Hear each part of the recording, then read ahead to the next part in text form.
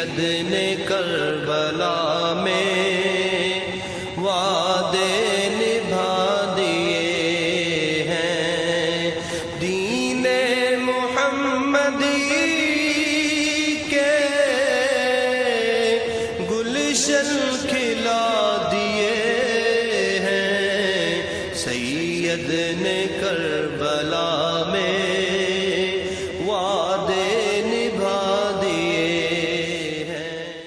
نحمده ونصلي ونسلم على رسوله الكريم، اما بعد، اعوذ باللہ من الشیطان الرجیم، بسم اللہ الرحمن الرحیم، یا ایہا الذین آمنوا استعینوا بالصبر والصلاة ان اللہ مع الصابرین، صدق اللہ العظیم وصدق رسولہ النبی الکریم، ان اللہ وملائکتہ یصلون علی النبی، یا ایہا الذین آمنوا صلوا علیہ وسلموا تسلیما۔ الصلاۃ والسلام علیک یا رسول اللہ وعلی آلک واصحابک یا حبیب اللہ، اللہم صلی علی سیدنا و مولانا محمد معدن الجود والکرم وآلہ وصحبہ وبارک وسلم۔ تمام تعریفیں اللہ تعالی جل مجدہ الکریم کے لیے، ہر قسم کے درود و سلام نبی رحمت سید عالم صلی اللہ علیہ وسلم کی ذات والا صفات کے لیے حمد و صلات کے بعد، صبر اور رضا۔ صبر کا مطلب ہے اللہ تعالیٰ کی عطا کردہ آزمائش پر حوصلہ کرنا، اور رضا کا معنی اصطلاحی معنی عرض کر رہا ہوں جو رائج ہیں زیادہ باتیں۔ صبر اور رضا کا مطلب ہے اللہ تعالیٰ کی رضا پہ راضی ہو جانا۔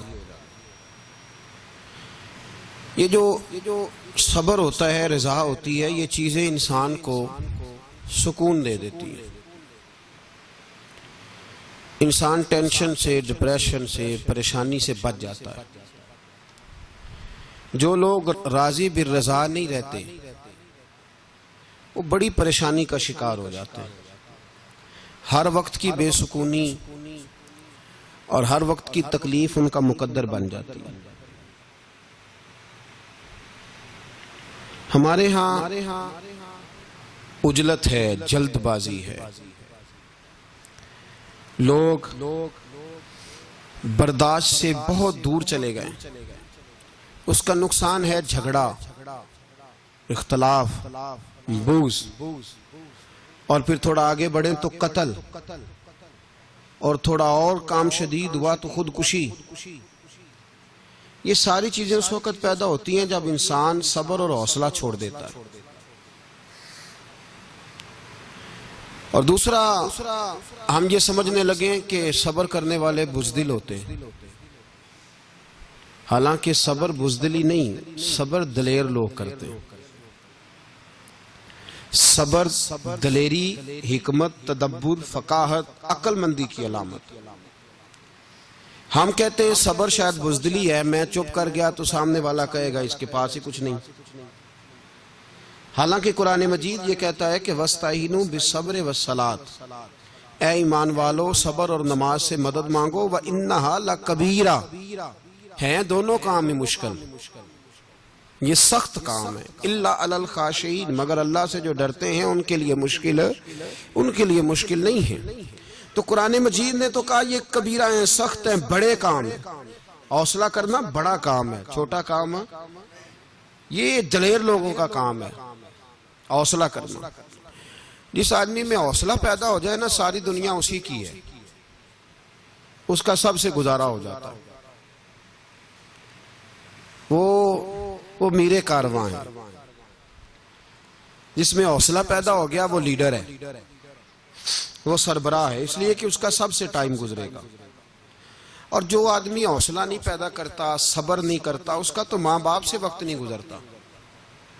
اپنے بال بچوں سے اختلاف ہو جاتا ہے، اپنے سگے بہن بھائی ان کے ساتھ، اس کی وجہ کیا ہے کہ حوصلہ نہیں، صبر نہیں، راضی بالرضا نہیں۔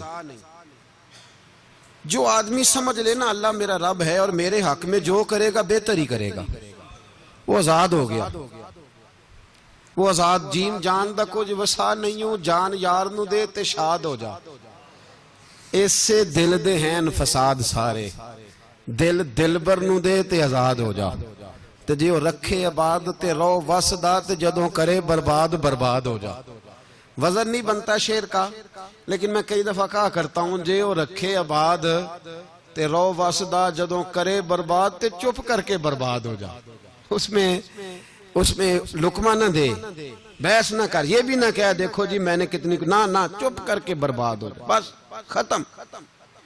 اور ایک شاعر نے بڑی زبردست بات کہی تھی، نے کمال کر دیا، شعر سمجھ میں آ گیا تب بھی ٹھیک ہے، نہ بھی آیا تو شعر پھر بھی بڑا ٹھیک ہے، شعر پھر بھی بڑا ٹھیک ہے۔ اس نے کہا تھا تو اگر عشق میں برباد نہیں ہو سکتا تو جا، پھر تجھے کوئی سبق یاد نہیں ہو سکتا، پھر تو ناکام ہے زندگی میں، پھر تو الف بے بھی نہیں یاد ہوگی۔ تو اگر عشق میں برباد نہیں ہو سکتا تو جا، پھر تجھے کوئی سبق یاد نہیں ہو سکتا، پھر تو فارغ ہے۔ تو عزیزو یاد رکھو، صبر، حوصلہ، دانائی یہ آپ کو بڑا کرے گی۔ میرے رسول پاک صلی اللہ تعالی علیہ وسلم کو اللہ نے سمندروں سے بڑا حوصلہ عطا فرمایا تھا، سمندروں سے بڑا، سمندروں سے بڑا مشکل ہوتا ہے بیٹی کے قاتل سے صلح کرنا، بڑا مشکل ہوتا ہے، بڑا مشکل ہوتا ہے کانٹے بچھانے والوں کے رستوں میں پھول بچھانا، اور بھائی یہ بڑا ہی مشکل ہے، بڑا بڑا۔ جنہوں نے پتھر برسائے ہوں، مکے سے نکالا ہو، ان کے گلے میں پھولوں کے ہار ڈالنا، پر سلام اس پر کہ جس نے دشمنوں کو بھی قبائیں دیں، سلام اس پر کہ جس نے گالیاں سن کر دعائیں دیں۔ تو حضور نے حلم کا مظاہرہ کیا، تدبر، صبر ایک تدبیر ہے، یہ آپ کو سیاںہ کر دے، جو اللہ نے آپ کو دیا اس پہ راضی رہے، صبر کرے، اور اپنے ارد گرد لوگوں کو دیکھ کے پریشان نہ ہو۔ نبی پاک علیہ السلام نے اپنی امت کو صبر سکھایا، اور ساتھ یہ بھی حکم فرمایا کہ مصیبتیں اور مشکلیں بڑے لوگوں پہ آتی ہیں، چھوٹوں پہ مشکلات، جو دل کے چھوٹے ہوں، ذہن کے چھوٹے ہوں، ان پر اللہ مشکل نہیں ڈالتا۔ ایک صحابی نے کہا یا رسول اللہ صلی اللہ علیہ وسلم سب سے زیادہ مشکلات کن پہ آتی ہیں؟ تو حضور نے فرمایا نبیوں پہ۔ کن پہ یا رسول اللہ؟ اس کے بعد تو حضور نے فرمایا پھر نیک لوگوں پہ، علماء پہ، صلحاء پہ، صوفیاء پہ، اتقیاء پہ، ان لوگوں پہ بڑی مشکلات ہوتی ہیں، یہ کٹھن راہوں سے گزرتے ہیں۔ بھائی تیار کریں ذہنی طور پہ اپنے آپ، مشکلات کے لیے، آزمائشوں کے لیے، تکلیفوں کے لیے تیار کریں۔ جب آپ تیار رہیں گے پھر آنے والی مشکل آسانی سے گزر جائے گی، اور جب کہیں گے پتہ نہیں کیا ہوگا، حوصلہ چھوڑ جائیں گے، پھر معاملہ خراب ہوگا۔ دلیر رہیں۔ نبی پاک صلی اللہ علیہ وسلم کے مدینے آنے سے پہلے ایک شخص تھا، عبداللہ بن ابی سلول اس کا نام تھا، تو مدینے والے لوگ اس کو اپنا پیشوا مانتے تھے، اوس بھی خزرج بھی، اس کی تاج پوشی بھی کی، بڑی اس کی منتا تھی۔ جب حضور آ گئے تو اس کا کاروبار بند ہو گیا۔ اب لوگ یہ نہیں سمجھتے کہ میں غلط ہوں، لوگ کسی کے مفادات کو ٹھیس پہنچتی ہے تو مخالفت کرنے لگ جاتا ہے۔ اب اس کے حالات جب خراب ہوئے تو اس نے پتہ کیا کیا، جھوٹ موٹ کا کلمہ پڑھ لیا۔ سمجھ آ رہی ہے باتوں؟ جھوٹ موٹ کا، اور منافقوں کا ایک ٹولہ اس نے تیار کر لیا، جس کا قرآن مجید نے سورہ منافقون میں ذکر کیا۔ ایک جنگ کا موقع تھا، نبی پاک صلی اللہ علیہ وسلم تشریف لے گئے تو عبداللہ بن ابی سلول بھی چلا گیا۔ حضرت عمر فاروق رضی اللہ تعالیٰ عنہ کے ایک غلام تھے، وہ پانی لینے کنویں پہ گئے، ادھر سے انصار میں سے، چونکہ حضرت عمر کے غلام مہاجر تھے، انصار میں سے ایک شخص پانی لینے پہلے سے آیا ہوا تھا، پانی بھرنے میں کوئی اختلاف ہو گیا، جھگڑا ہو گیا، مار کٹائی تک نوبت آ گئی۔ حضرت عمر کے غلام نے کچھ چیز مار دی، اس شخص کو زخمی ہو گیا، اس نے پکارا، عبداللہ بن نبی سلول نے سمجھا کہ موقع اچھا ہے، دوڑا ہوا آیا اور آ کر اس نے کہا انصار مدینہ بھاگ کے آؤ، جلدی آؤ، اور بڑے غلط جملے استعمال کیے. کہنے لگا اگر ان لوگوں کو تم اپنا بچا کچا کھانے کو نہ دیتے مہاجروں کو تو آج یہ تمہارے سر پہ نہ بیٹھتے. معاذ اللہ، ایسی باتوں پہ کہا کرے. بولے یہ روزمرہ کی گفتگو میں عادت بنائیں، کوئی ایسی بات کرنی ہو تو معاذ اللہ استغفر اللہ کہہ کے کرنی چاہیے. اس نے کہا کہ معاذ اللہ اب ان کو بچا کچا نہ دیں تو یہ ہمارے سر پہ نہ بیٹھتے. شور کیا اس نے. ہمارے ہاں بھی سیانے بندے پنچایت کے لوگ وہ کہتے ہیں تو اس برادری کے بچے سے ہی مار کھا ہے، پتہ ہی نہیں چلا، جا اسے مار کے آ، سر پھاڑا، یہ کار پھوڑ دے اس کا سر اور دیکھ میں دیکھ لوں گا بعد میں جو ہوگا. یہ عقل مند لوگوں کے مشورے نہیں، یہ جاہل لوگوں کے مشورے. ناراض نہ ہونا، پر یہ نبی پاک صلی اللہ علیہ وسلم نے فرمایا ہے، حضور کا فرمان ہے. یہ کن لوگوں کا کام ہے؟ بول کے بتائیں، بول کے. پڑھے لکھے سیانے بندے اس طرح کے مشورے یہ بالکل نہیں دیتے، جاہلوں کا کام. پکارا، مہاجر سارے اکٹھے ہو گئے، انصار سارے آ گئے. جب انصار آئے تو مہاجرین کو بھی پکارا، مہاجر بھی آ گئے. اب وہ گتھم گتھا ہونے لگے تو کسی نے جا کے محبوب پاک کے کان میں کہا یا رسول اللہ وہاں تو مہاجر انصار لڑنے لگے. وہ پرانی لڑائیاں پھر سے جاگ گئی ہیں. نبی پاک تشریف لائے، حضور نے وہاں لفظ بیان کیے، فرمایا یہ تم نے کیا جاہلوں جیسا کام شروع کیا ہوا ہے؟ یہ کون سا کام ہے؟ اللہ کرے ہم سب اس کام سے باز آ جائے، آمین تو کہنا. اور تو اس برادری دے منڈے کوئی مار کھائیں. برادری کیا ہوتی ہے؟ برادری تو تعارف کے لیے. اونچ نیچ کہاں سے آ گئی؟ کہا میرے رسول پاک علیہ السلام نے فرمایا تم جاہلوں جیسے کام کر رہے ہو. صلح کرائی، بات رفع دفع کرائی، لوگ چلے گئے، معاملہ ٹھنڈا ہو گیا. لیکن عبداللہ بن سلول نے کہا کہ میں یہ موقع خالی نہیں جانے دوں گا. پھر گیا وہ اور جا کے انصار مدینہ سے کہنے لگا ایک دفعہ جا لینے دو مدینے، تم نے میری بات نہیں نہ سنی تو جو وہاں بڑے سردار بیٹھے ہیں ان سے بات کروں گا، اور معاذ اللہ ثم معاذ اللہ ہم ان بے عزت لوگوں کو مدینے سے نکال دیں گے، وہاں صرف عزت والے رہیں گے. یہ غلط جملے اس نے ادا کیے جس کو قرآن پاک نے سورہ منافقون میں بیان فرمایا ہے. اس نے یہ بات کی. ایک صحابی تھے حضرت زید رضی اللہ تعالیٰ عنہ، وہ سن رہے تھے. آ کے عرض کی یا رسول اللہ صلی اللہ علیہ وسلم عبداللہ بن نبی سلول تو اس طرح کہہ رہا ہے کہ مدینے جا کے عزت والے دوسروں کو نکال دیں گے، اور تم اگر اپنا بچہ انہیں نہ دیتے تو معاذ اللہ آج یہ ایسا نہ کرتے. حضرت عمر نے بھی سن لیا، حضرت عمر نے بات سن لی، تلوار نکالی اور دوڑے. حضور نے بازو پکڑا، فرمایا کدھر جا رہے ہو؟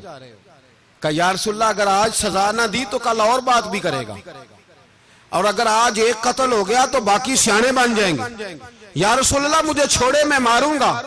حضور نے فرمایا عمر چپ کر، وہ جھوٹ موٹ کا کلمہ پڑھتا ہے، لوگ کہیں گے کہ محمد ابن عبداللہ نے اپنے ساتھی مارنے شروع کر دیے. چپ کر، حوصلہ کر، صبر کر، دلیری کر. حضرت عمر کہتے ہیں میری حضور کے کہنے پر میں ٹھہر تو گیا، پر وہ میرے اندر جو آگ لگی ہوئی تھی ٹھنڈی نہیں ہو رہی. کہتے ہیں میں چپ تو کر گیا. نبی پاک علیہ السلام نے پوچھا عبداللہ بن نبی سلول سے تو نے یہ کہا ہے؟ کہنے لگا آشا وک اللہ میں نے بات ہی نہیں کی. نا اب لوگ کہنے لگے کہ زید تو نوجوان ہے تو یہ بوڑھا آدمی ہے، چلو صحیح کہتا ہوگا. حضور بھی خاموش ہو گئے. اللہ پاک نے قرآن مجید نازل فرما دیا، فرمایا اللہ نے سن لی ان کی بات جنہوں نے یہ کہا ہے. اور پھر لفظ بڑے حسین ہے، فرمایا یہ کہتے ہم عزت والے ہیں؟ نہیں، وَلِلَّهِ الْعِزَّةُ وَلِرَسُولِهِ وَلِلْمُؤْمِنِينَ. فرمایا عزت تو اللہ کے پاس ہے، اللہ کے رسول کے پاس ہے، اور عزت تو مومنوں کے پاس ہے، مومنین کے پاس عزت ہے. یہ قرآن پاک نے سارا مضمون بیان کر دیا کہ عبداللہ بن نبی سلول غلط کہتا ہے اور حضرت زید صحیح کہتے. حضور نے کچھ نہیں فرمایا، جا رہا ہے قافلہ.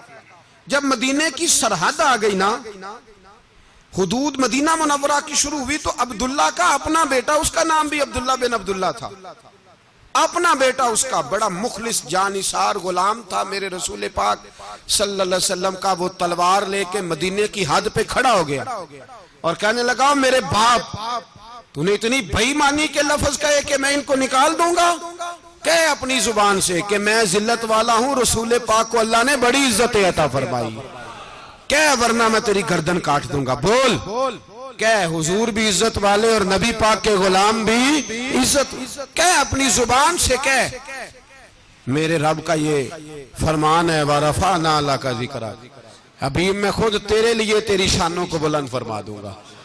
تو کہے تو دشمن ہو کے کہنے لگا میرے بیٹے مجھے معاف کر دے، مصطفیٰ تو بڑی عزتوں والے ہیں، ان کے غلام شانوں والے۔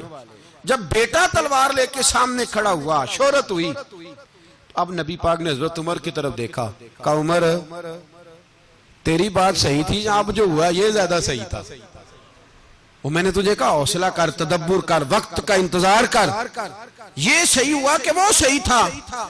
تو حضرت عمر فاروق کہنے لگے یا رسول اللہ میں گواہی دیتا ہوں آپ واقعی اللہ کے سچے رسول ہیں صلی اللہ علیہ۔ اتنی اچھی رائے، وقت فیصلہ کرتا ہے، تدبر سے چلیں، دانائی سے چلیں، علم پیدا کریں، بردباری۔ ہمیں کئی دفعہ سجدہ صاف کرنا پڑتا ہے، ہم جو کہتے ہیں بات اس کے الٹ نکل آتی ہے۔ ہم کسی شخص کے بارے میں کچھ تبصرہ کر بیٹھتے ہیں، کچھ عرصے کے بعد ہمیں پتہ چلتا ہے کہ وہ تو ایسا تھا ہی نہیں، ہم نے غلط بات کر دی۔ ہم بغیر تحقیق کے، بغیر تفتیش کے، حوصلہ نہ ہونے کی وجہ سے، صبر نہ ہونے کی وجہ سے ہم بہت سارے کام کر گزرتے ہیں، پھر ہمیں نقصان ہوتا ہے۔ اپنی زندگی میں علم نہ چھوڑیں، حوصلہ نہ، لڑائیاں ہوتی ہیں نا گھروں میں، اس کی وجہ خامد ہوتا ہے، بیوی نہیں ہوتی۔ یہ بات گھر جا کے بتانا کہ آج انہوں نے کہا ہے۔ لڑائی کی وجہ کون ہوتا ہے؟ نہ بولو تسی پر میں تے آنکھ ہی چھڑیا ہے، وہ تو ریکارڈ ہو گیا ہے۔ لڑائی کی وجہ کون ہے؟ جڑے باتیں لڑ دے نے وہ کندے ہی نہیں پے۔ وجہ کون بنتا ہے جی؟ کیوں بلا؟ اس لیے کہ نبی پاک صلی اللہ علیہ وسلم نے فرمایا عورت کی اگل آدھی ہے تو تیری تو پوری ہے نا، جس کا مطلب ہے لڑائی اگر بچ سکتی تھی تو مرد کی وجہ سے بچ سکتی تھی، گھر میں امن ہو سکتا تھا۔ کہتے ہیں جی یہ بڑی بیوقوف ہے، میری سنتی نہیں۔ تو میں نے کہا جو اس سے بحث کر رہا ہے وہ سیانا ہے؟ بولیں، جو بحث کر رہا ہے وہ عقل مند ہے؟ بندہ تو چلو تھا وہ دانشور، شیکسپیئر، باتیں بعض اوقات اس کی کچھ ایسی ہیں۔ اس سے کسی نے پوچھا تھا عورتوں سے کون جیت سکتا ہے بحث میں، تو اس نے کہا تھا وہ جو ان سے بحث نہ کرے، جو ان سے بحث۔ تو بھائی تو وجہ اس لیے کہ حوصلہ تو نہیں کرنا تھا۔ نبی پاک علیہ السلام نے فرمایا بی بی ٹیڑھی لکڑی ہے، سیدھی کرنے کی کوشش کرو گے تو ٹوٹ جائے گی، سیدھی۔ تو پھر کتنا بیوقوف ہے جو پتھر سے سر رگڑ رہا ہے، کتنا نادان ہے جو یہ حرکت کر رہا ہے، دریا میں چھلانگ لگا کے کہتا ہے ڈوبوں گا نہیں۔ تو بھائی حوصلہ پیدا کرے، علم پیدا کرے۔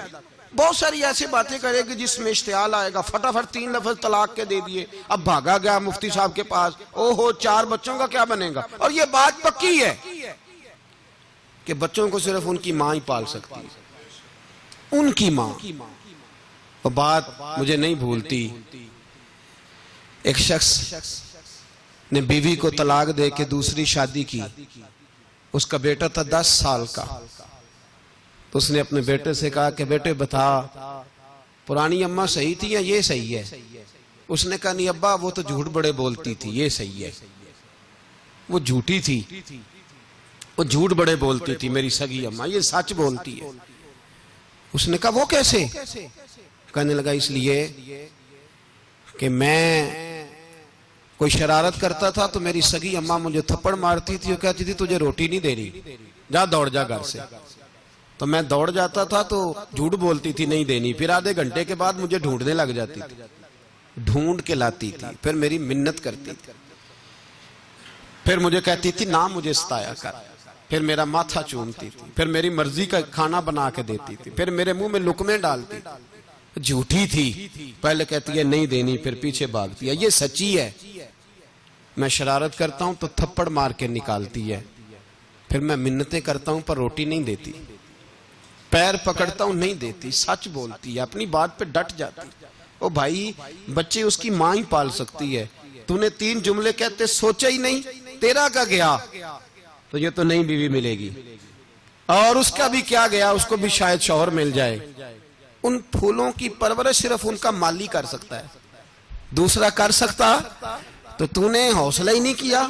ٹھیک ہے غلطی بی بی کی تھی، پر تو مرد تھا نا، تیرے پاس تو دلیری تھی، فٹافٹی 3 طلاق کے جملے کہہ دیے۔ اور میرے رسول پاک علیہ السلام نے فرمایا جائز کام بڑے ہیں، پر طلاق جائز تو ہے، پر میرے رب کو پسند نہیں، اللہ کو پسند۔ تو نے مالی بگا دیا جس نے تیرے گھر کا باغ سینچنا تھا۔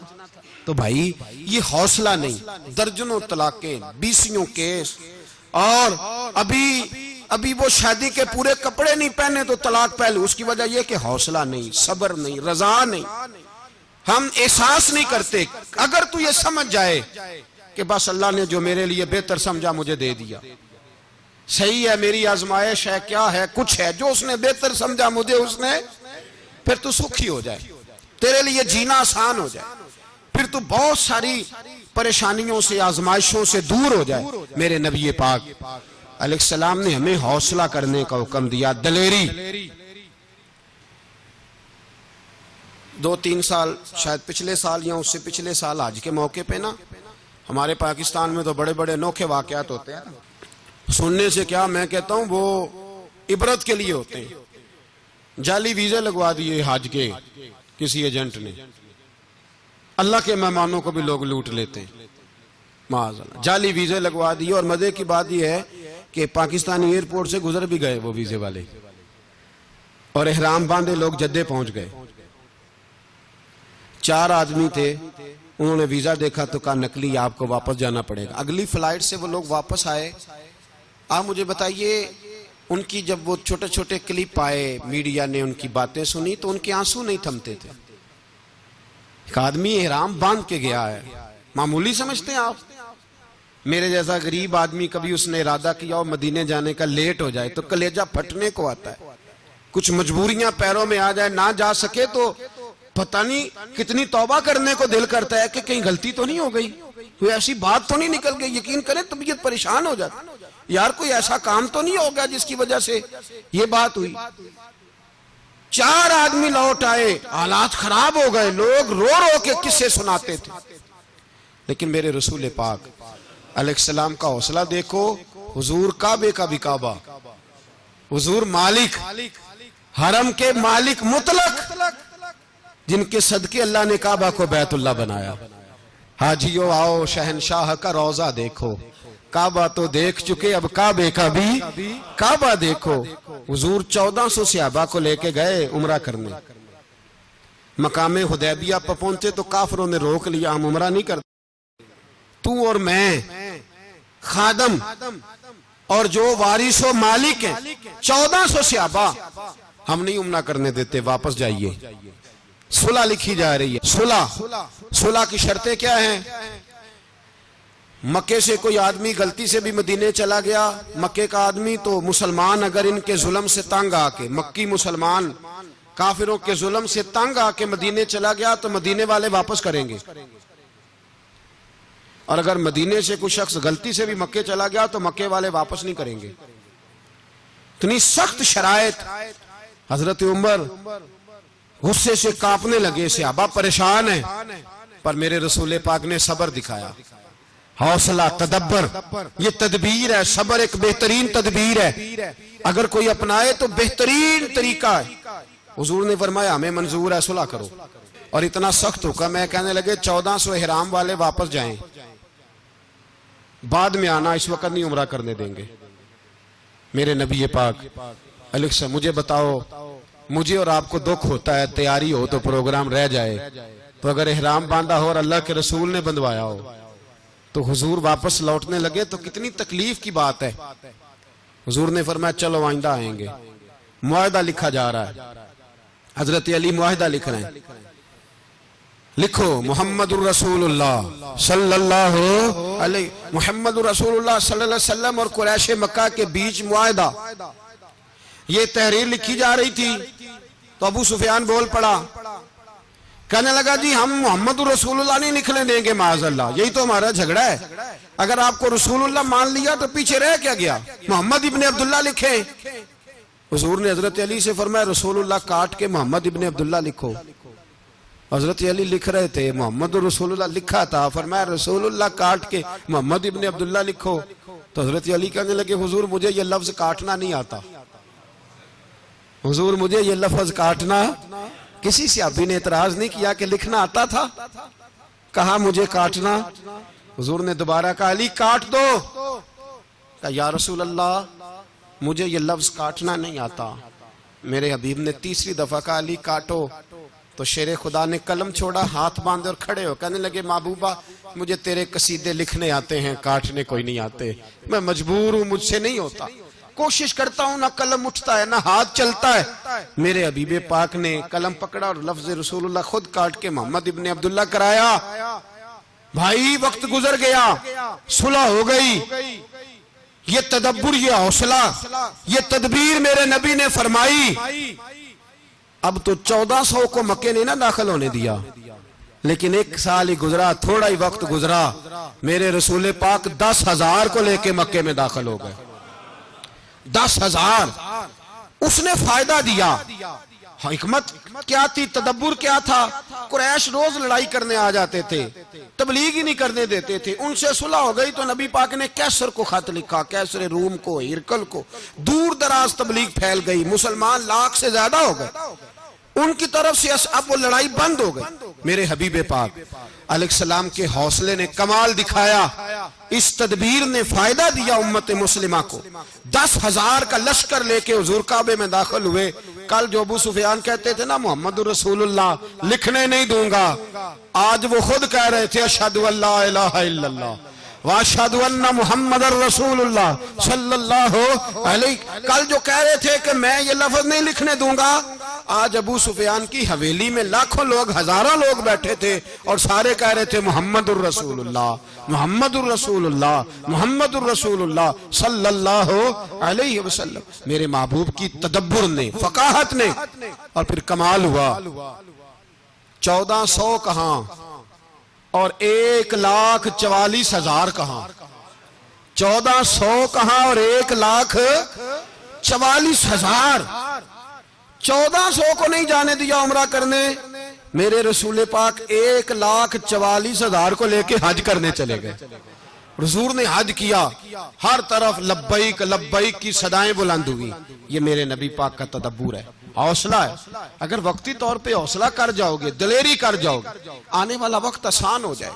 حوصلہ نہیں، صبر نہیں، سکون نہیں، 2-4 باتیں، یہاں تک کہ لوگ ابا جی کی بات برداشت نہیں کرتے، ایسے جملے کہہ دیتے ہیں جو دوبارہ پلٹ کے نہیں آتے، ماں کو لفظ نہیں بولتے، باپ کی روح تک چھلنی کر دیتے ہیں وہ جملے، لیکن لوگ اس وقت حوصلہ کرنے، اور ہم پنجابی لوگوں نے تو گنجائش ہی بڑی دے دی ہے، کہتے ہیں بچہ ہے جے ایک ہی ہے، ایک میں حوصلہ کرے کی ہے ماشاءاللہ۔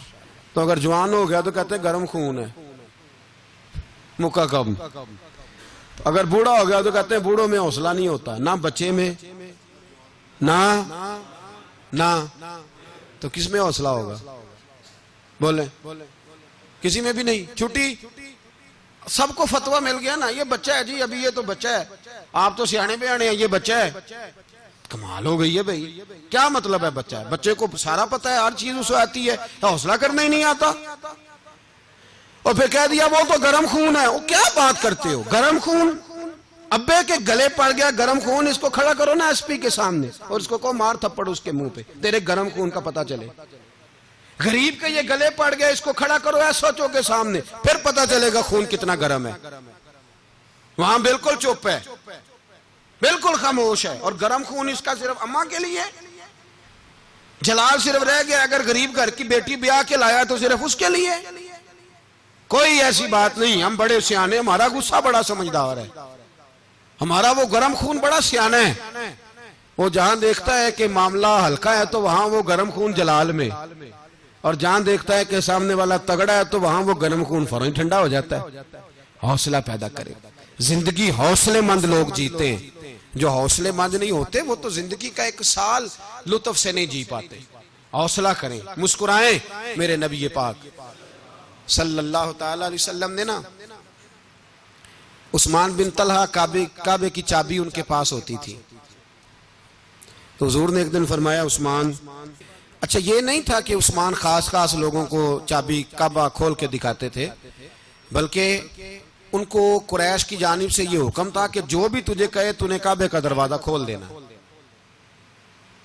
نبی پاک علیہ الصلوۃ والسلام نے نا ہجرت سے 2-4 دن پہلے کہا کہ عثمان ذرا چابی دو، میں نے کعبہ اندر سے دیکھنا ہے۔ بڑے ٹھنڈے دل سے ذرا سننا، ادھر دیکھو میری طرف، ادھر دیکھیے گا ذرا میرے بھائی۔ میں نے ایک بندے سے کہا یار پانی کی بوتل دینا دکاندار سے، ایک ہے اس نے کہہ دیا نہیں میرے پاس۔ اس بات کا کوئی غصہ بولیے، اور اگر وہ کہے سارے زمانے کو ملے گی آپ کو نہیں دینی، پھر بولیں میرا خیال ہے چپ کر کے ہنس کے آ جائیں گے، سوال ہی نہیں پیدا ہوتا۔ ہم کہیں گے مجھے نہیں نہ دینی، تو نے تو دکان اٹھا یہاں سے بند کاری سے، کیا مطلب ہے سب کو دینی ہے تجھے نہیں دینی، کیا معنی ہے اس کا؟ لے کے جاؤں گا، جھگڑا ہوگا، بحث کریں گے۔ عثمان بن طلحہ سے حضور نے فرمایا دروازہ کھولو، کعبہ دیکھنا ہے۔ عثمان کہنے لگا میں ساری دنیا کو دکھاؤں گا، آپ کو نہیں دکھاؤں گا۔ کتنی سخت بات ہے، پر قربان جائیں رسول اللہ کے حوصلے پہ صلی اللہ علیہ۔ عثمان کہتے ہیں میں نے یہ بات کی تو نبی پاک مسکرانے لگے، اور میں اچھا نہیں دینی، تو حضور نے نا مسکرا کے اور میری کمر پہ تھپکی دی، فرمایا اچھا یاد رکھنا یہ چابی میں تجھ سے لے لوں گا، اور جس کو میرا دل کرے گا میں اس کو دوں گا۔ عثمان کہتے ہیں روز رات کو نبی پاک کے یہ جملے میرے کانوں میں گونجا کرتے تھے، گونجتے تھے کہ حضور نے فرمایا۔ کہتے ہیں جس دن پتا چلا نا نبی پاک 10,000 کا لشکر لے کے آ رہے ہیں، تو ابو سفیان میٹنگیں کر رہے تھے، مکے کے سارے سردار تیاری کر رہے تھے، اور میرے کانوں میں ایک ہی لفظ تھا کہ حضور نے فرمایا میں چابی لے لوں گا، پھر جس کو میں چاہوں گا اسے دوں گا۔ عثمان کہتے ہیں حد ہو گئی، وقت گزر گیا، حضور آ گئے، طواف فرمایا، اور طواف کے بعد میرے نبی پاک علیہ السلام نے فرمایا بلاؤ نا ذرا عثمان کو۔ عثمان کہتے ہیں میں چابی لے کے آیا تو دوسرا جملہ کوئی نہیں۔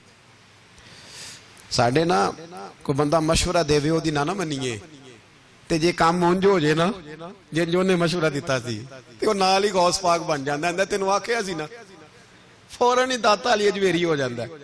وہ کہندے تینوں پتہ نہیں میں کڈا ولی اللہ، تینوں میں آکھیا سی میں انج نہ کر، اور بندہ پریشان ہوتا ہے کام الٹ ہو گیا، اور لاگوں آکھی جاندا ویکھو جی میں تے تانوں پہلوں ہی آکھیا سی۔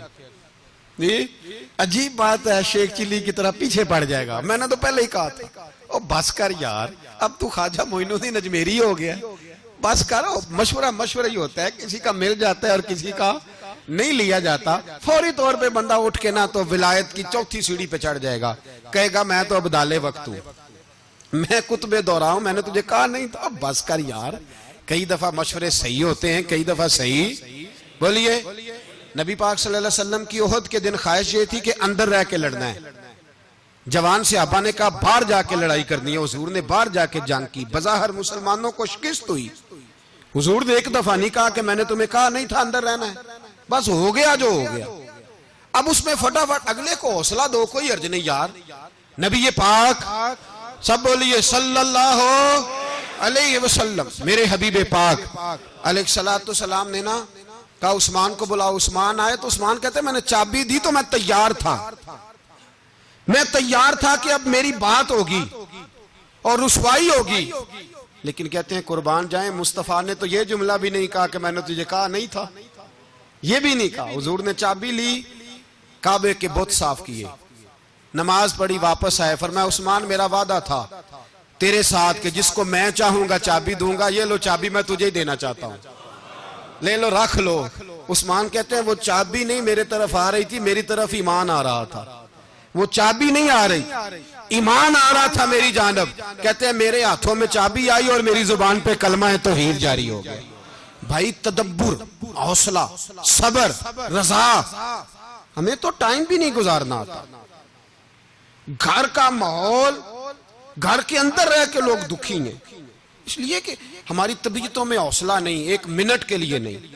ایک سیکنڈ کے لیے بھی ہم یہ برداشت نہیں کرتے کہ چلو تھوڑا انتظار کریں، وقت کو دیکھیں، موقع کو دیکھیں۔ میرے نبی پاک علیہ الصلوۃ والسلام پہ اتنی مصیبتیں آئیں کہ پہاڑ پہ آتی تو وہ ریزہ ریزہ ہو جاتے، لیکن کسی مقام پر بھی حضور علیہ الصلوۃ والسلام شکوہ کرتے نظر نہیں آتے۔ ہم غریبی کا رونا روتے ہیں، ہر چوتھا آدمی کہتا ہے بڑا غریب ہوں، لیکن میرے نبی پاک علیہ الصلوۃ والسلام نے چوتھے دن کھجور کھائی، سرکہ کھایا ہے اور موٹے بان کی چارپائی پہ آرام کیا۔ حضرت عمر نے کہا حضور کتنی تکلیف ہے؟ فرمایا عمر کوئی تکلیف نہیں، تھوڑا سا تو وقت ہے، جنت میں جائیں گے، ساری نعمتیں اللہ نے ہمارے لیے تیار کی ہوئی ہے۔ راضی بالرضا، راضی بالرضا، کوئی کسی قسم کا مسئلہ نہیں۔ ہمیں آزمائشیں آتی ہیں، تکلیفیں آتی ہیں، بیماریاں آتی ہیں، لوگ چھوٹی چھوٹی بات پر پریشان ہو جاتے ہیں، ذرا سی بات پر شکوہ کرتے ہیں۔ میرے رسول پاک علیہ السلام نے فرمایا جب میرا رب کسی کو بیمار کرتا ہے تو 2 فرشتوں کو بھیجتا ہے، جاؤ میرے بندے کی تیمارداری کر کے آؤ۔ اللہ اکبر، خود رب بھیجتا ہے، جاؤ میرے بندے کی۔ تو مجھے بتائیے جب اللہ بھیجے تو پھر تندرست خوش نصیب ہوا کہ بیمار؟ جی تندرست پھر خوش نصیب کون ہوا؟ میرے نبی پاک صلی اللہ علیہ وسلم نے فرمایا رب 2 فرشتے بھیجتا ہے، فرماتا ہے پتہ کر کے آؤ میرے بندے کا اس کا کیا حال ہے، حالانکہ اللہ سارا ہی جانتا ہے۔ فرشتے آتے ہیں، واپس جاتے ہیں، رب کریم پوچھتے ہیں بتاؤ میرا بندہ کیا کہتا تھا؟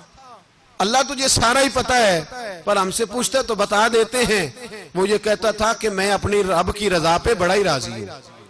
وہ تیری حمد کر رہا تھا، تیری تعریف کر رہا تھا، تیرا شکر کر رہا تھا، تیرے لیے کلمات حمد بیان کر رہا تھا۔ تو میرے نبی پاک علیہ السلام فرماتے ہیں، اللہ فرشتوں سے فرماتا ہے سنو پھر اگر میں اپنے بندے کو اس بیماری میں شفا دوں گا تو اس تندرستی سے زیادہ اچھی تندرستی دوں گا جو پہلے اسے عطا کی ہوئی تھی، پہلے سے اچھی صحت دوں گا، اور اگر اسے اس بیماری میں موت دوں گا تو پھر مرتے ہی اس کے لیے میں جنت کا فیصلہ فرما دوں گا۔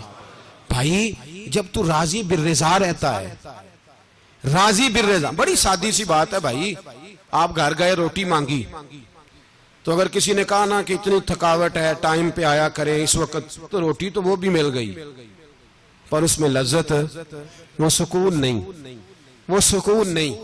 میری اماں جی سالن پکا کے رکھ لیتی تھی تو روٹی جب بھی کوئی مانگتا تھا تو تازی بنا کے دیتی تھی، ان کی طبیعت تھی۔ تو میں اکثر ان سے کہتا کہ اماں جی پکا کے رکھ دیا کرو، تو کہتے تمہیں خوشی نہیں ہوتی جب تمہاری اماں تازی پکا کے دیتی ہے؟ خوشی ہوتی ہے، طبیعت میں خوشی ہوتی ہے۔ ان کا مزاج تھا، ذوق تھا، تو ہم سمجھتے تھے یار یہ بڑی سعادت کی بات۔ تو آپ گھر گئے رات کو تو گھر والوں سے کہا روٹی، تو فوراً اٹھے، فوراً، اور انہوں نے کھانا تازہ بنایا اور ساتھ یہ بھی کہا باہر سے نہ کھایا کرے بندہ بیمار ہو جاتا ہے۔ کتنی ٹھنڈک پہنچتی ہے آدمی کے دل کو، سکون ملتا۔ تو بھائی بیماری تو آپ نے کاٹ لی، لیکن ساتھ کہو ہو بڑا بیمار ہوں، میں نے تو اتنے گناہ بھی نہیں کیے، ظلم بھی نہیں کیا، کسی کو کچھ بھی، اب بیماری تب بھی کٹ گئی۔ پر بڑی آزمائش، مریض ڈاکٹر کے گلے پڑ رہا ہے، اس کے لواحقین جھگڑے کر رہے ہیں، بیماری وہ بھی کٹ گئی۔ اور ایک بیمار وہ ہے جو چارپائی پہ لیٹا ہے اور کہتا ہے جس طرح میرا اللہ راضی اسی طرح میں بھی راضی، تو بیماری اس کی بھی کٹ گئی۔ حضرت یونس علی نبینا علیہ الصلوۃ والسلام نے ایک دن حضرت جبریل امین ملنے آئے تو جناب یونس علیہ السلام کہنے لگے اے جبریل، اللہ کے نیک بندوں میں جو اللہ کو اس وقت سب سے زیادہ پسند ہے نبیوں کے بعد، توجہ کرنا بات پر، جو سب سے زیادہ اللہ کو پسند ہے نبیوں کے بعد ولیوں میں، اور سب سے زیادہ اللہ جس کو اللہ کی بارگاہ میں عبادت گزار لکھا جاتا ہے، میری اس بندے سے ملاقات کرا۔ تو حضرت جبریل نے جناب یونس علیہ السلام کو ساتھ لیا تو ایک شخص کے پاس پہنچے جو آنکھوں سے اندھا تھا، دونوں ہاتھ اس کے سلامت نہیں تھے اور پورے جسم میں پیپ جاری تھی، ریشہ تھا۔ جب جا کے السلام علیکم کہا نا حضرت یونس نے، اس نے وعلیکم السلام کے بعد پہلا لفظ پتہ کیا کہا؟ اس نے کہا یا اللہ تیرا شکر ہے، یا اللہ تیرا، آپ بھی ادا کریں اللہ کا شکر، یا اللہ تیرا، اللہ تیرا شکر ہے۔ تو حضرت یونس علیہ السلام کہنے لگے تو شروع سے اس طرح کا ہے، نابینا بھی اور ہاتھوں سے معذور بھی اور سارا جسم شروع سے؟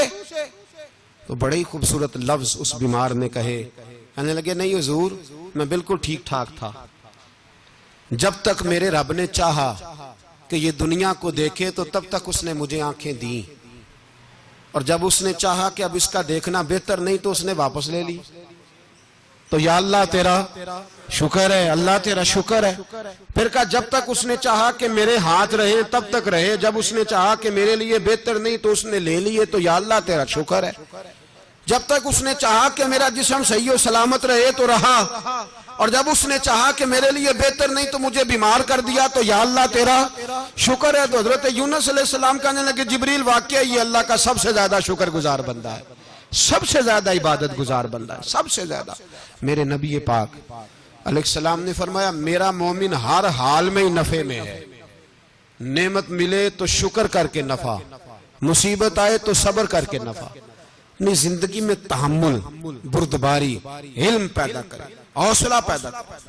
ہر آنے جانے والے شخص کے مزاج کے مطابق اسے نہ ملے، اپنا مزاج صحیح رکھے، اپنی طبیعت کے مطابق اپنے ماحول کو برقرار رکھیں۔ علم کے ساتھ گزارا کرو گے تو رشتہ داروں سے بھی بنی رہے گی، دوستوں سے بھی بنی رہے گی، ہر ایک سے تعلق رہے گا۔ اور اگر آپ کے اندر یہ حوصلہ نہیں تو پھر سارے معاملات پریشانی کا شکار ہو جائیں گے۔ یہ تو آج کا مضمون تھا۔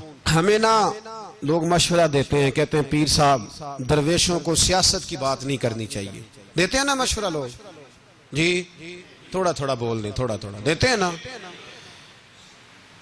اگرچہ ہم ان کی بات نہیں مانتے، اس لیے کہ اقبال نے کہا تھا جدا ہو دین سیاست سے تو رہ جاتی ہے چنگیزی، جدا ہو دین سیاست سے تو۔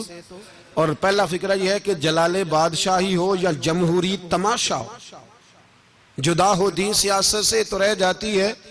اس نے کہا جب سیاست اور دین علیحدہ علیحدہ ہوتے ہیں تو چنگیز خان اور ہلاکو خان پیدا ہوتے ہیں۔ سیاست جب تک مسجد کے اندر رہتی ہے تب تک پاک صاف رہتی ہے، وہ گندی ہوتی تب ہے جب مسجد سے نکل جاتی ہے۔ حضرت علی کے زمانے تک مسجد میں رہی، پاک صاف رہی، یزید باہر لے گیا تو گندی ہو گئی، حضرت عمر بن عبدالعزیز دوبارہ مسجد میں لے آئے تو پھر پاک ہو گئی۔ لیکن پھر بھی ایک ساتھی نے مجھے کہا تو اس کی بات میں، سب کی باتیں نہیں مانتا، اس کی بات میری سمجھ میں آئی۔ وہ کہنے لگا جی اصل بات یہ ہے کہ سیاسی تبصرے تجزیے ہم اخباروں میں ٹی وی پہ جا کے بیٹھے، جا کے بڑی مہربانی میری طرف دیکھیں، وہ ہم سنتے رہتے ہیں تو ہمارا دل کرتا ہے مسجد میں صرف ہم رسول اللہ کا پیار ہی سنیں۔ تو میں نے کہا یار تیری بات دل کو لگتی ہے، یہ بات صحیح ہے، چلو یہ نیت اچھی ہے، یہ تیرا نظریہ ٹھیک ہے، مان گئے ہم۔ میں چلا گیا دکاندار کے پاس اور میں نے اس کو جا کے کہا کہ گاڑی کا انجن کھولو، اس طرح کرو، اس طرح۔ اس نے کہا مولانا آپ جا کے نا گھر تو فقہ کی کتاب کھولیں، اس لیے کہ گاڑی کے انجن کے بارے میں آپ کو معلومات، یا اگر آپ نے یہ کام کرنا ہے تو اس کو پڑھیں، کسی استاد کے پاس ورکشاپ پہ آئیں، آپ کے ہاتھوں کو، منہ کو، چہرے کو مٹی لگے، دھواں لگے، گریس لگے، پھر آپ کو پتہ چلے گا انجن کیسے کھلتا ہے۔ صحیح کہہ رہا ہوں؟ نہیں صحیح کہہ رہا؟ دعا گلہ تو یہاں کر چڑی جائے، صحیح کہہ رہا ہوں جی؟ اگر مولوی کو اجازت نہیں سیاست کی بات کرنے کی، اور مولوی کو اجازت نہیں کہ انجن کی بات کرے، تو سیاستدان کو اجازت ہے دین کی بات کرنے کی؟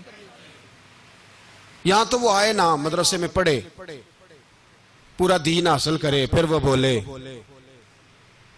تو پھر تو ٹھیک ہو گیا۔ لیکن جب اسے سورۃ اخلاص بھی سیدھی نہیں آتی تو فتوے دینے کی اس کو ضرورت ہے کوئی؟ بولے نا یار، کیوں چھیڑتے ہیں سیاستدان؟ ہم نا پچھلے جمعے جلوس نکالنا چاہ رہے تھے ختم نبوت کی ترمیم کے حوالے سے، حکومت وقت نے کہا کہ ہم واپس لیتے ہیں، تو میرے بہت سارے دوستوں نے کہا جی نکالنا چاہیے، انہوں نے کیا کیوں؟ میں نے کہا یار لوگوں کو بھی پریشان نہیں کرنا چاہتے، ہماری اپنی سڑکیں ہیں، کسی کو بس ٹھیک ہے، انہوں نے واپس لے لی تو بات ختم ہو گئی، ہم مان گئے، تسلیم کر لیا۔ اتنا ہمارا مطالبہ ہے کہ اس آدمی کو ضرور سزا دو جس نے یہ ترمیم کی ہے، لیکن ہم نہیں کرتے، کوئی نہیں نکلے، نہیں نہ نکلے، بولے ہیں۔ تو وزیر قانون صاحب کو کیا مصیبت بنی ہوئی ہے نیا فتویٰ دینے کی؟ کہ ہے کوئی شوق انہیں دینا چاہیے فتویٰ؟ کہتے نہیں مرضیوں میں ہمارے درمیان تھوڑا ہی فرق ہے۔ مجھے یوں لگتا ہے کہ یہ جان بوجھ کر کوئی نہ کوئی ایسی شرارت کرتے ہیں جس سے لوگ اشتعال میں رہیں، جان بوجھ۔ حلم، حوصلہ، صبر ذات کے بارے میں تو ہے، لیکن اگر کوئی رسول پاک کی بےادبی کرے تو پھر حوصلے کی بات وہ ہے ہی نہیں، پھر تو جہاد کی بات ہے۔ اور میں دیانتداری سے مسجد میں باوضو بیٹھ کر جمعے کے دن مشورہ دیتا ہوں حکومت کو اور وزیر قانون کو مشورہ دیتا ہوں کہ نہ فرعون کی حکومت ساری زندگی رہی، نہ نمرود رہا، نہ جاج بن یوسف رہا، نہ یزید رہا، اور یار درباری بن کے حکمرانوں کی چاپلوسی کرتے کرتے تم یہاں تک آ گئے ہو کہ اب نبی پاک کی عزت کو ہاتھ ڈالنا شروع کر دیا ہے۔ اور آپ یقین کریں سیاسی جماعتوں کا اتنا برا حال ہے کہ ان کے لیڈر کے بارے میں کوئی بات کرے تو پاگل ہو جاتے ہیں یہ احتجاج کر کر کے، اور اس نے ڈائریکٹ کہہ دیا کہ ختم نبوت کا مسئلہ ہی کوئی نہیں، جو دین کی بنیاد ہے، کسی کو پرواہ نہیں۔ مجھے تو ان لوگوں کی فکر ہو رہی ہے جن لوگوں نے انہیں ووٹ دیے ہیں، وہ اللہ کو کیا جواب دیں گے۔ اور یہ اللہ ماشاءاللہ ساری سیاسی جماعتیں اس طرح کی۔ اور میرا وزیر قانون صاحب کو بھی مشورہ ہے کہ زندگی بڑی تھوڑی ہے، بڑی تھوڑی، اللہ سب کو معاف کرتا ہے، اپنے رسول کے غداروں کو معاف نہیں کرتا۔ اور یہاں تمہاری گاڑیوں پہ جھنڈے لگے ہوئے ہیں، وہاں بھی تمہارے جھنڈے لگیں گے، پر اس لیے لگیں گے کہ یہ غدار ہیں ناموس رسالت کے، یہ جھنڈے لگیں گے۔ شرم کرو اور ڈر جاؤ، بس کر دو، تمہارے منہ میں اب دانت پورے نہیں رہے۔ کوئی شوگر کا مریض ہے تو کوئی بلڈ پریشر کا، تو کوئی ہارٹ کا، تو کوئی کینسر کا۔ شرم کرو اور اپنی قبر کی بھی تھوڑی سی فکر کرو۔ بتاؤ پاکستان کے کتنے صدر گزرے، وزیر اعظم گزرے، تو ان کی قبریں کہاں ہیں؟ کوئی جاتا ہے ان کی قبروں پہ؟ کسی کو خبر ہے؟ کیوں اپنے لیے جہنم کٹھی کرتے؟ سارا کچھ دنیا داری رہ گئی ہے، سارا کچھ صرف یہی رہ گیا۔ حضرت ابو بکر سردار تھے، حضرت عمر سردار تھے قبیلے، حضرت عثمان سردار تھے، انہوں نے سرداریوں کو ٹھوکر مار کے رسول اللہ کے قدموں میں بیٹھنا پسند کی، سرداریاں چھوڑ کے غلام بن گئے۔ تم سرداریاں بچانے کے لیے رسول اللہ کی غداری کرتے ہو، شرم نہیں آتی؟ اور قوم شکوہ ہے مجھے ان لوگوں سے جو مولوی تو کہہ دیتے ہیں تو سیاست نہ کر، اور کسی سیاست دان کو منع نہیں کرتے کہ جب تجھے سورت فاتحہ بھی نہیں آتی تو تجھے کس نے اجازت دیا اتنی بڑی بات؟ اور میں نے پچھلے سے پچھلے جمعے بھی کہا تھا، پھر کہتا ہوں اور آن دی ریکارڈ کہتا ہوں، مرزائی کل بھی کافر تھے، آج بھی کافر، اور قیامت تک، اور جو ان کے کفر میں شک کرے وہ بھی، اور پکا بے ایمان ہے، کافر ہے، وہ وزیر قانون ہو یا صوبائی ہو یا وفاقی ہو۔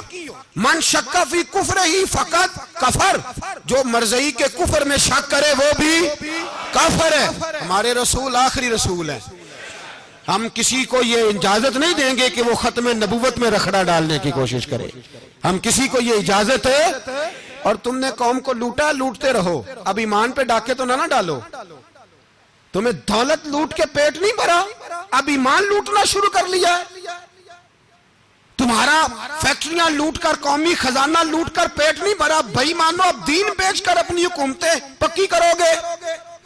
اور وہ لوگ بھی تیار ہو جائیں جو ان بھائی مانوں کو منتخب کرتے ہیں، ان سے بھی سوال کرے گا ختم نبوت کا موضوع قیامت کے دن کہ تم بتاؤ، ان کو سپورٹ کرتے تھے جو رسول اللہ صلی اللہ علیہ وسلم کے بعد بھی کسی نبی کو نبی ماننا درست جانتے تھے۔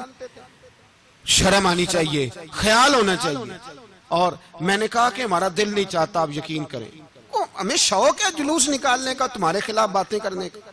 تم نے روز تھرمامیٹر نکالا ہوتا ہے، چیک کرتے ہو کہ ایمان کتنا ہے کتنا نہیں ہے۔ یہ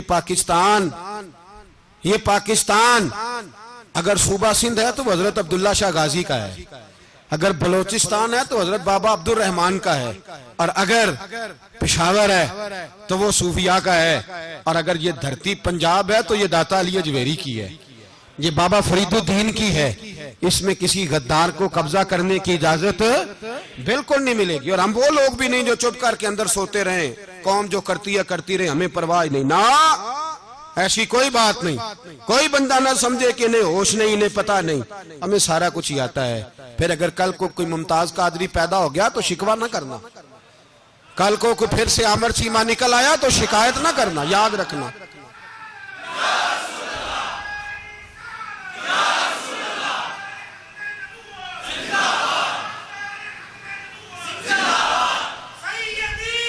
تو میرے بھائی کھول کے بولے یا نبی رسول کے وہ صلی اللہ علیہ وسلم. تو یہ مشورہ ہے. جزاک اللہ. تو یہ تمہیں مشورہ ہے.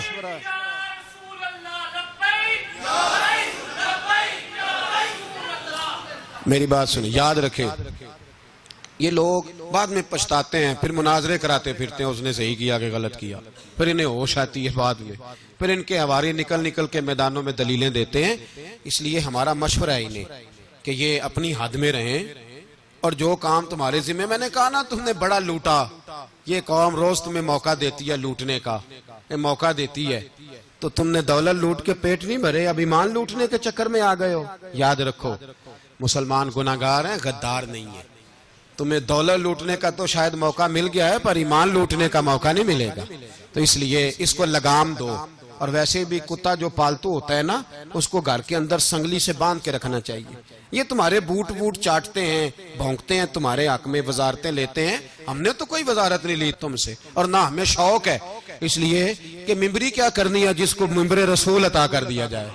اس نے کیا کرنی ہے یہ ممبریاں جس کو پکا پکا ممبر رسول دے دیا جائے. تو اس لیے اس سے باہر آؤ.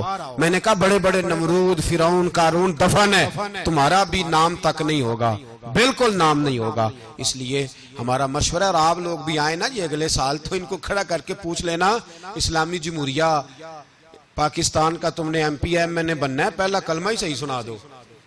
چلو خدا کا واسطہ یہی بتا دو کہ تمہیں نماز بھی ڈھب سے آتی ہے کہ نہیں. اور آپ کی موج ہے، آپ بٹھا لیتے ہیں سر پہ، کیا کریں، سمجھانے والے مفت گناہگار ہو گئے اور بہکانے والے سب تمہارے یار ہو گئے.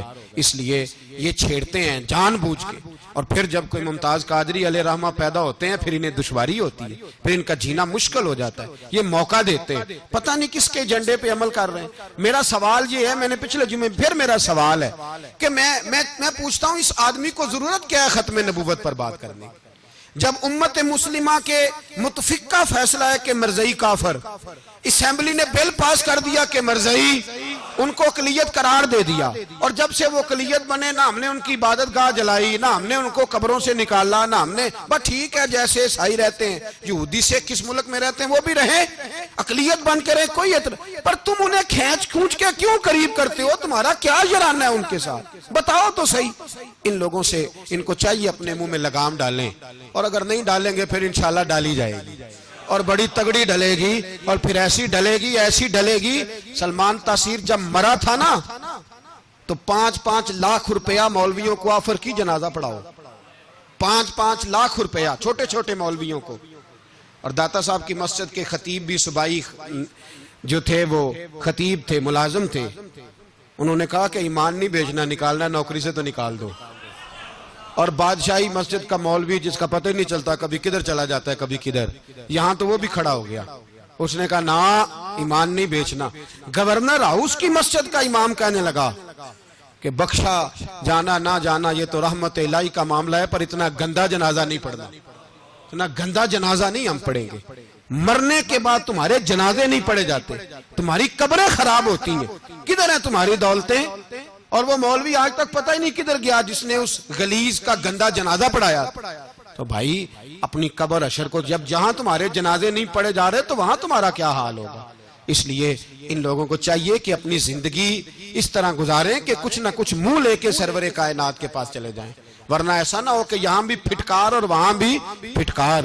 اس لیے ہمارا مطالبہ ہے حکومت سے کہ شرم کرو، اور ایسے بھائی مانوں کو، کالے ناگ جو تم نے بھرتی کی ہوئے، ان کو نکالو. اور اگر تعریفیں کروانی ہو، تلوے چٹوانے ہو، تو اندر کمروں میں ان سے چٹوا لیا کرو. ان سے کہو کہ یہاں ہماری نوکری کرو، باہر نکل کے رسول اللہ صلی اللہ علیہ وسلم کے دین کے بارے میں گفتگو نہ کرو.